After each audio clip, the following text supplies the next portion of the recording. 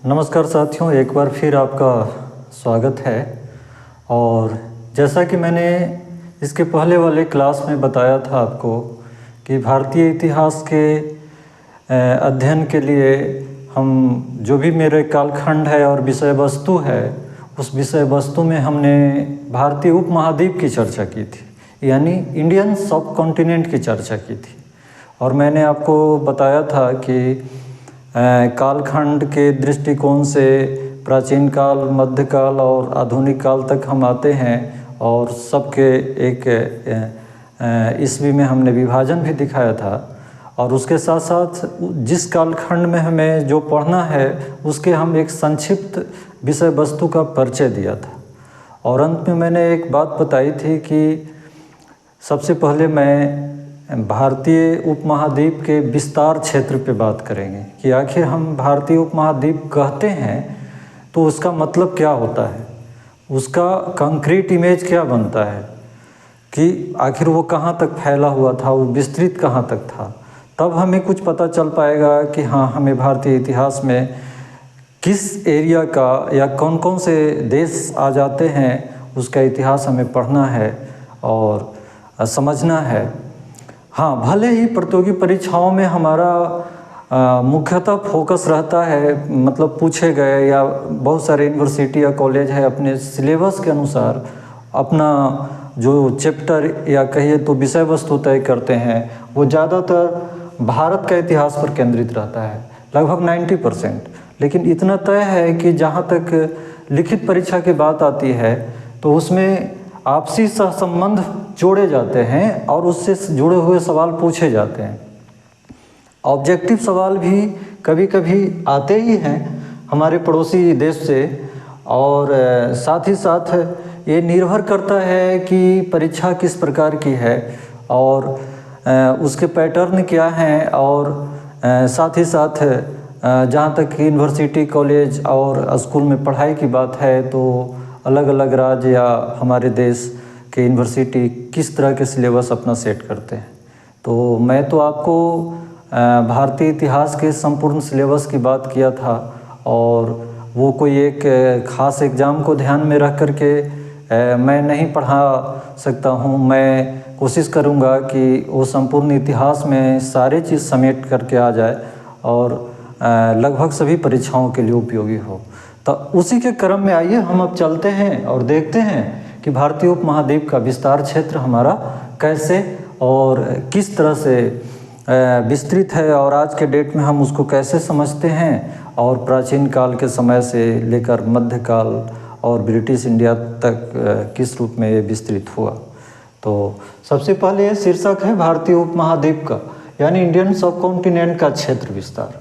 तो आप देख रहे हैं, जैसा कि मैप पे देख रहे हैं, ये मैप इंडिया का है। इंडिया के पड़ोसी देश पाकिस्तान का है, अफ़गानिस्तान का है, नेपाल का है, यहाँ भूटान का है और बांग्लादेश का है। साथ ही साथ यहाँ म्यांमार यानी बर्मा जो है, उसके बाद कुछ चीज़ें लिखी हुई है, लाओस, थाईलैंड, कंबोडिया, वियतनाम।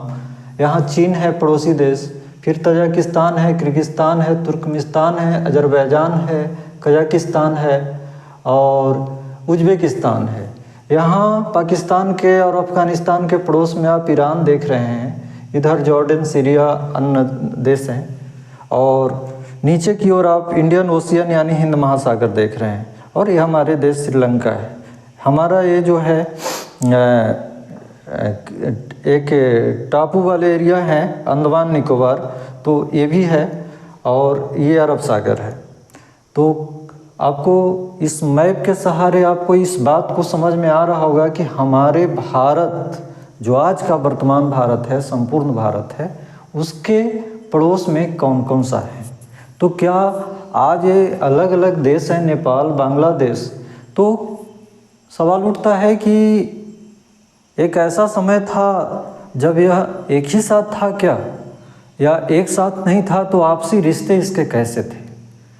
तो जब हम भारतीय इतिहास पढ़ते हैं तो इंडियन सब कॉन्टिनेंट यानी भारतीय उपमहाद्वीप के इतिहास में हमें सबसे समझने वाली बात तो ये आती है कि इसमें आखिर कौन कौन शामिल था। तो अगर आज के देश के आधार पर अगर हम देखें तो आप देखें कि यहाँ मैंने लिख दिया हूँ सुविधा के कारण कि भारतीय इतिहास अध्ययन में शामिल देश हैं। आज का संपूर्ण भारत, ये पूरा इंडिया का एरिया देख रहे हैं, वो संपूर्ण है शामिल। और मुख्यतः फोकस आपकी परीक्षाओं में इसी क्षेत्र के इतिहास पर रहता है, लेकिन बाकी अन्य क्षेत्रों से भी सवाल जुड़े रहते हैं, तो मैं उस पर आता हूँ। उसके बाद है आज का पाकिस्तान। ये देख रहे हैं आपका, ये पाकिस्तान, ये जो हमारा भारत विभाजन के बाद ये देश बना, तो ये पाकिस्तान। और बांग्लादेश, आज का बांग्लादेश, ये आप देखें यहाँ बांग्लादेश, जो भारत विभाजन हुआ था तो बांग्लादेश और पाकिस्तान एक ही साथ था, लेकिन बांग्लादेश का जब विभाजन हुआ 1971 या 72 में शायद, तो ये एक अलग देश बन गया, तो इसी में शामिल थे। उसके बाद अफ़गानिस्तान का उत्तर पूर्व हिस्सा, ये आप देख रहे हैं अफ़गानिस्तान, पाकिस्तान के जस्ट ऊपर ही अफ़गानिस्तान है। तो उत्तर इधर हुआ, नॉर्थ इधर, ये नॉर्थ हो गया, तो ये उत्तर और ये पूर्वी। और हालांकि दक्षिण से होते हुए जब हम प्राचीन काल का इतिहास में देखेंगे तो उत्तर पूर्व इधर हुआ, और ये दक्षिण का इलाका भी अफ़गानिस्तान से, जैसे काबुल, कंधार, तक्षशिला, ये सब जुड़ा हुआ था। तो ये हिस्सा हमारे इतिहास में पढ़े जाते हैं और सवाल भी आते हैं। इनके पड़ोस में एक ईरान है, और ईरान हमारे भाषाई आधार पे, सामाजिक और सांस्कृतिक आधार पे भी हमारा जुड़ाव ईरान से होता है। और जैसा कि आप जब भौगोलिक इतिहास पढ़ेंगे, भारत का भौगोलिक इतिहास, तो उस समय प्राचीन काल में किस तरह से नए चारागाह की खोज में परव्रजन करके माइग्रेशन करके लोग हमारे कंट्री तक पहुँचे, तो उसमें वो चीज़ें आपको देखने को मिलेगा। इधर आप श्रीलंका देखेंगे तो श्रीलंका के साथ जो संबंध है वो आपका सामाजिक, सांस्कृतिक और राजनीतिक भी रहा है, ऐतिहासिक तो है ही। तो अगला जो इसमें है शामिल, वो नेपाल का तराई क्षेत्र। ये देख रहे हैं नेपाल, तो ये नेपाल का ये जो तराई क्षेत्र है, जो भारत से सटा हुआ सीमांत एरिया है दोनों देश का, तो वो हिस्सा हमारे इससे जुड़ाव है। उसके बाद आप जैसे पढ़ते हैं गौतम बुद्ध का इतिहास, तो उनका आज का जो जन्म स्थल है, मतलब आज भी वो जन्म स्थल है लुम्बिनी, वो नेपाल के तराई क्षेत्र में पड़ता है। और जनकपुर, जो आप श्री राम से जुड़े हुए, राजा जनक से जुड़े हुए जो, और माँ सीता का जो कहा जाता है कि उनका जन्म स्थल है जनकपुर, वो भी है जो नेपाल तराई क्षेत्र में पड़ता है। तो एक सांस्कृतिक और सामाजिक संबंध भी है, राजनीतिक भी है। अगला है भूटान। भूटान भी हमारे देश के नॉर्थ ईस्ट वाले स्टेट से जुड़े हुए सीमा पे है, तो इससे भी मेरा सामाजिक और सांस्कृतिक संबंध ऐतिहासिक भी रहा है और राजनीतिक भी है। उसके बाद श्रीलंका, तो श्रीलंका आप जान ही रहे हैं कि अशोक ने अपने पुत्र महेंद्र और संघमित्रा को बौद्ध धर्म के प्रचार के लिए श्रीलंका भेजे थे, और पाटलिपुत्रा से उन्होंने बड़ी धूमधाम से रवाना किया था। और आज श्रीलंका का जो धर्म है वो भारत में पैदा लिया एक बौद्ध धर्म वहाँ का मूल धर्म है। तो उसके आगे मध्य एशिया का कुछ हिस्सा, यानी सेंट्रल एशिया, तो ये जो है हिस्सा है ये सेंट्रल एशिया का है। ये जो इस हिस्सा है हिमालय के ऊपर वाला और तिब्बत के पठार वाला, ये सेंट्रल एशिया का है। यहाँ आप कह सकते हैं मंगोलिया एक देश है, उसके बाद इसके ऊपर है जो रूस हो जाता है। तो ये सेंट्रल एशिया से माइग्रेशन करके जब हमारे देश में लोग आए, तो उससे भी एक संबंध जुड़ता है, जिसके वजह से हम भारतीय उपमहाद्वीप में इस हिस्से को भी शामिल करते हैं। जो भाषाई आधार है, सांस्कृतिक आधार बनता है।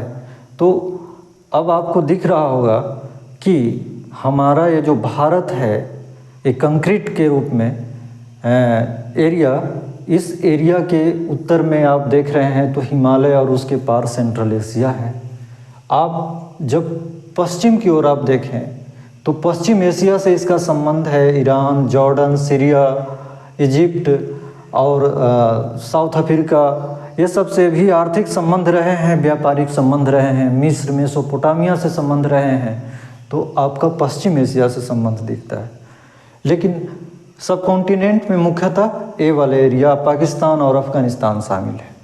जब आप पूरब की ओर देखते हैं तो आप जानते हैं कि बर्मा ये भी एक बौद्ध धर्म प्रधान देश है।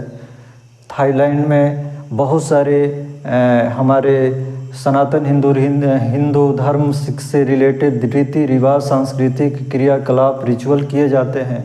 कंबोडिया में भी बौद्ध धर्म का प्रचार है। वियतनाम में भी बौद्ध धर्म से संबंधित व्यापक जनसंख्या रहते हैं। तो ये हमारा धार्मिक और सांस्कृतिक रूप से ये संबंध जुड़ता है। तो हमारा इंडियन सब कॉन्टिनेंट में ये देश तो शामिल नहीं हैं। हाँ, बर्मा तक हम कह सकते हैं कि मेरा ज़्यादा नज़दीकियाँ हैं, यहाँ थोड़ा कम हैं, और जैसे जैसे दूर जाते हैं वैसे कम होते जाता है। लेकिन मेरा सब कॉन्टिनेंट में ये सारे चीज़ हैं। तो अब सवाल उठता है कि आखिर आज सब अलग अलग देश है, स्वतंत्र देश है, तो फिर हम इतिहास में इसे क्यों पढ़ते हैं? तो इसके तो कई सवाल हैं। इसके जवाब और सवाल कई ऐसे उठ सकते हैं कि भाई क्यों पढ़ते हैं। तो पहला तो बात यह है कि जब हम प्राचीन काल का इतिहास पढ़ते हैं तो आप एक चीज़ आप मान लें कि प्राचीन काल के समय जब राज्य का गठन हो रहा था तो ऐसा नहीं था कि भारत अचानक से एक पूरा जो सब कॉन्टिनेंट का दृश्य बन रहा है उस पर एक कब्जा जमा लिया था। ये किसी भी दौर में पूरी तरह इस सारे पर कब्जा करना मुश्किल हुआ। हाँ, महाजनपद काल के बाद जब मौर्य काल उभरा तो काफ़ी हद तक चंद्रगुप्त मौर्य और अशोक ने भारत के विस्तार को बनाए रखा, और आज का पाकिस्तान और ये अफ़गानिस्तान का दक्षिण पूर्वी हिस्सा और उत्तरी हिस्सा इसमें शामिल था। उसके बाद नेपाल का भी कुछ हिस्से शामिल थे, और कह सकते हैं कि ये बांग्लादेश भी था, लेकिन एक टुकड़े टुकड़े में था। कभी भी एक रूप तरीके से और एक कहें तो एकीकृत रूप में ग्रेट इंडिया के रूप में एक साथ नहीं रहा। जब उसके बाद बड़े साम्राज्य आए, मौर्य के पतन के बाद आप देखें कि बहुत सारे बिखर गए, छोटे छोटे राज पैदा ले लिए। उसके बाद जब गुप्त शासन आया तो उसका राज और छोटा हो गया। उसके बाद एक बड़ा साम्राज्य मुग़ल के समय कह सकते हैं, और तुगलक वंश के समय कह सकते हैं। लेकिन उन्होंने भी पूरी तरह से भारत को, जो आज के सब कॉन्टिनेंट में है, उस सारे पे कब्जा नहीं कर सका। अंततः जब ब्रिटिश ईस्ट इंडिया कंपनी के अधीनस्थ हमारा देश गुलाम हो गया तो उसने बहुत बड़ा हिस्से पे कब्जा करना चाहा और कोशिश भी किया, और उसमें काफ़ी हद तक सफल रहे। लेकिन पूर्णतः सफल उसे भी नहीं कहा जा सकता, क्योंकि उसका भी पूरी तरह से अफ़गानिस्तान पर नहीं कब्जा हो सका। हाँ, पाकिस्तान था, और ये नॉर्थ ईस्ट में भी आप कहें तो समस्याएं बनी रही। तो कहने का मतलब है कि हमारा भारत, आज का जो भारत है, आज का जो क्षेत्र है, वो आज का क्षेत्र कहने का मतलब केवल इतना है कि इसके साथ अतीत में कई ऐसे देश सामाजिक, सांस्कृतिक, धार्मिक आधार पे जुड़े हुए थे, और एक एकीकृत न रहते हुए भी सामाजिक और सांस्कृतिक और धार्मिक रूप से कहीं समरूपता या एकरूपता पाए जाते थे।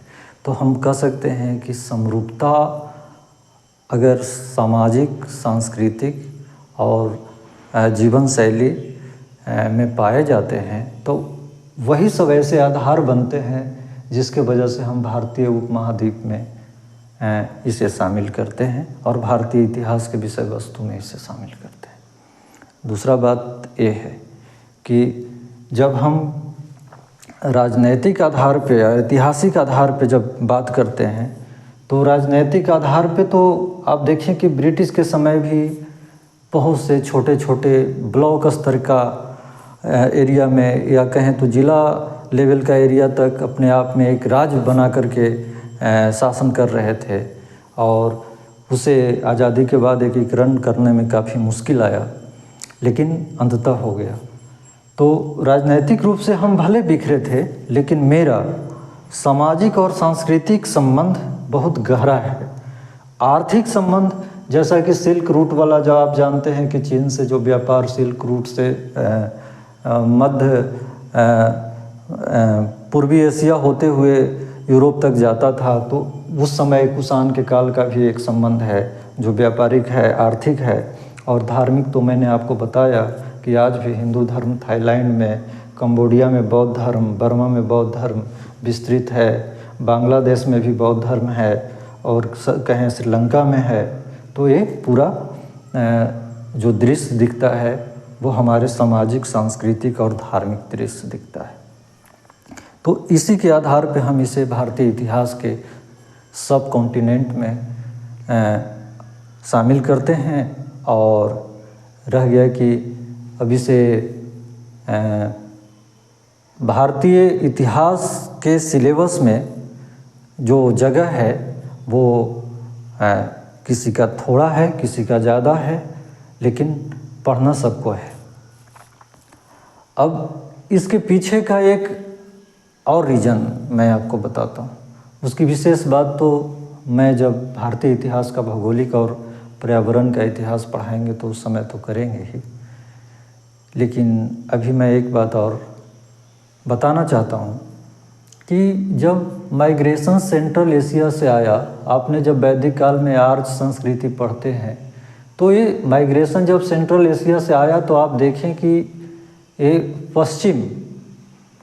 पश्चिम से लेकर के ये पूरब तक भारत के बॉर्डर पे ये हिमालय का श्रृंखला है। और इस श्रृंखला को डायरेक्ट चीन के द्वारा या नेपाल के पार हो करके उसके ऊपर से पार करना बड़ा मुश्किल है। बड़े बड़े पर्वत श्रृंखलाएँ एवरेस्ट से लेकर के कंचनजंगा और कई सारे ऐसे हैं जिसे पार करना बड़ी मुश्किल है। और मुश्किल ही नहीं, असंभव, यानी कभी भी परव्रजन या माइग्रेशन इधर से नहीं हुआ। सेंट्रल एशिया से अच्छे जीवन की खोज में, चारागाह के खोज में, ये सेंट्रल एशिया का भाग है, ये सेंट्रल एशिया का, ये सब तिब्बत का पठार। तो इस सारा खोज में ये जो आए हमारे यहाँ, ये सब पश्चिम से ही प्रवेश किए। यहाँ कई ऐसे दर्रे हैं जो लगभग 3 या 4 महीना प्रतिकूल रहता है, बर्फ़ से ढका हुआ, या कहें तो काफ़ी ठंड और मुश्किलें, लेकिन 8-9 महीना ये आने के लिए अनुकूल स्थिति में आ जाता है। तो इसी हो करके ये सारे हमारे सिंधु नदी के तट पर या उसके आसपास पाकिस्तान में, अफ़गानिस्तान में, फिर भारत में, पश्चिम भारत में, पंजाब, हरियाणा, फिर यूपी तक फैले और यहाँ बसे। फिर एक सभ्यता और संस्कृति विकसित हुई। तो ये एक माइग्रेट करके आने का मार्ग था। और इस मार्ग में जब आ रहे हैं सेंट्रल एशिया से, तो वह अफ़गानिस्तान और पाकिस्तान और ईरान इस तरफ के एरिया से गुजरते हुए जब आ रहे हैं तो इनकी संस्कृतियों को और अपने संस्कृतियों को साथ लेकर आ रहे हैं। तो ये सांस्कृतिक परिवहन का भी कार्य किया, यानी सांस्कृतिक व्यवस्था, सामाजिक व्यवस्था को भी वो लेकर के अपने साथ आए और ये भारत में रुके और फिर यहाँ राज्यों का गठन हुआ। तो एक कारण हुआ। तो कुल मिलाकर के अगर हम इसको समराइज करें तो भारतीय उपमहाद्वीप में जितने भी आज देश शामिल हैं वो सामाजिक, सांस्कृतिक, राजनैतिक और ऐतिहासिक और धार्मिक रूप से कभी एक साथ हुआ भी करते थे और आज भी आपको समानता देखने के लिए मिलेगा।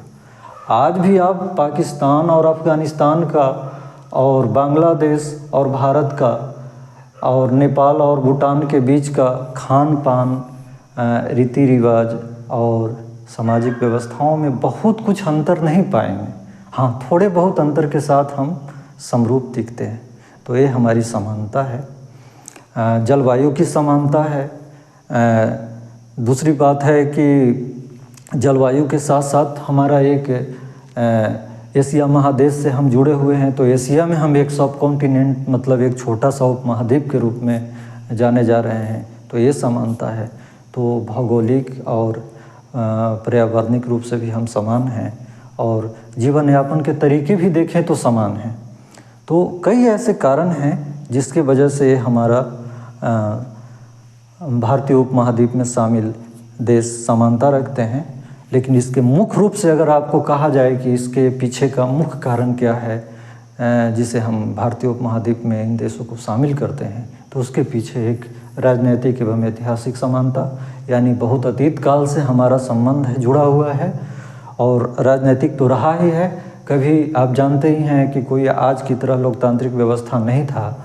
वो एक सैन्य बल के आधार पे और शक्तिशाली शासक के मनोवृत्ति के आधार पे किसी भी क्षेत्र या किसी भी शासक एरिया या उसके राज को हड़प लिया जाता था, उस पर कब्जा कर लिया जाता था।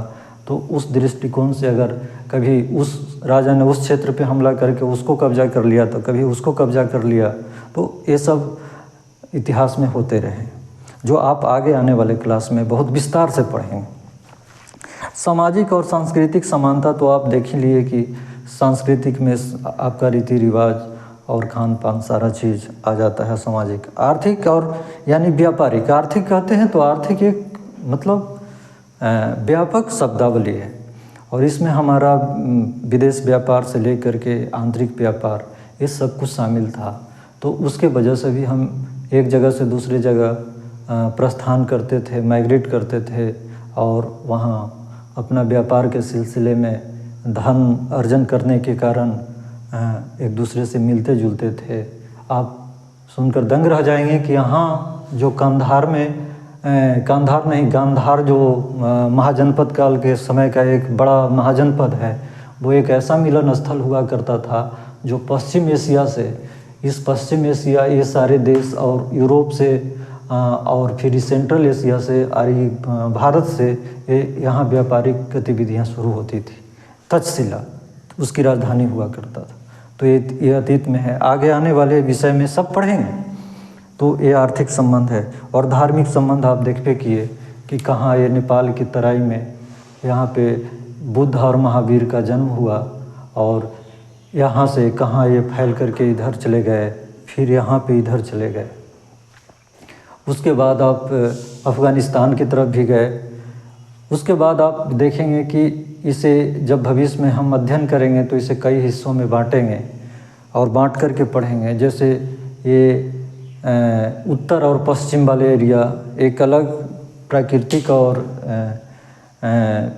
क्या बोलते हैं कि भौगोलिक स्थिति रखता है, और ये मध्य भारत का एरिया फिर है जो गंगा मैदान का क्षेत्र है। फिर दक्कन भारत है, यहाँ पे ये दक्कन भारत का एरिया ये जो है एक अलग महत्व रखता है। ये है जो ये तमिलनाडु का एरिया, यहाँ एक केरल है, एक अलग है। जब आपको माइग्रेशन की बात बोले तो आप ये समझ लें कि जब यूरोपियों का माइग्रेशन जब अर्ली मॉडर्न एज में होता है, या कहें तो मेडाइवल पीरियड के बाद का काल में, तो ज़्यादातर लोग इसी तट के किनारे से, समुद्री इलाके से लोग आए, और ऐसे ऐसे होते अरब सागर से ऐसे होते हुए ऐसे आए, तो यहाँ से केरल से प्रवेश किए। तो ये सभी देश और उनके सामाजिक, आर्थिक, धार्मिक गतिविधियों को समग्र रूप से मिला करके एक ऐसा इतिहास बनता है, कंपोजिट या समन्वित इतिहास। उस समन्वित इतिहास के कारण ही हम इसे भारतीय उपमहाद्वीप का इतिहास कह सकते हैं, और यही कारण है कि इसे हम भारतीय इतिहास के सिलेबस में शामिल करते हैं। और इससे हमें अपने ऐतिहासिक विकास क्रम, राज्यों के गठन, सामाजिक वर्गीकरण और अन्य सारे जो तथ्य हैं उसको सही से समझने में और जानने में मदद मिलता है। तो इसी के साथ इस क्लास को आज एंड करते हैं, और अगर आपको स्क्रीनशॉट लेना है तो आराम से आप ले सकते हैं, इसे समझने के लिए रख सकते हैं। और अगले क्लास में जब हम मिलेंगे तो फिर इसके आगे हम जैसे कि बताए थे मैं कि भौगोलिक क्षेत्र विस्तार पे हो गया तो उसके आगे हम भौगोलिक विस्तार या पर्यावरणीय विस्तार इस विशेषताओं पे या भौगोलिक लक्षणों पे बात करेंगे। तो इसी के साथ मैं आपको मेरी बात को सुनने के लिए, इस क्लास को देखने के लिए बहुत बहुत धन्यवाद देता हूँ। और आपने बहुत धैर्य से सुना होगा और देख रहे होंगे, तो मैं इसी तरह से क्लास को कंटिन्यू बनाए रखूँगा और आप क्लास पे मतलब मेरी क्लास को आप निरंतर देखते रह सकते हैं। और इससे अगर कुछ भी आपको ज्ञान की बातें अगर मिलती है तो आप अपने काम में ला सकते हैं और ज़रूरतमंदों को आप इसे शेयर भी कर सकते हैं। तो इसी के साथ मैं विदा लेता हूँ। धन्यवाद। थैंक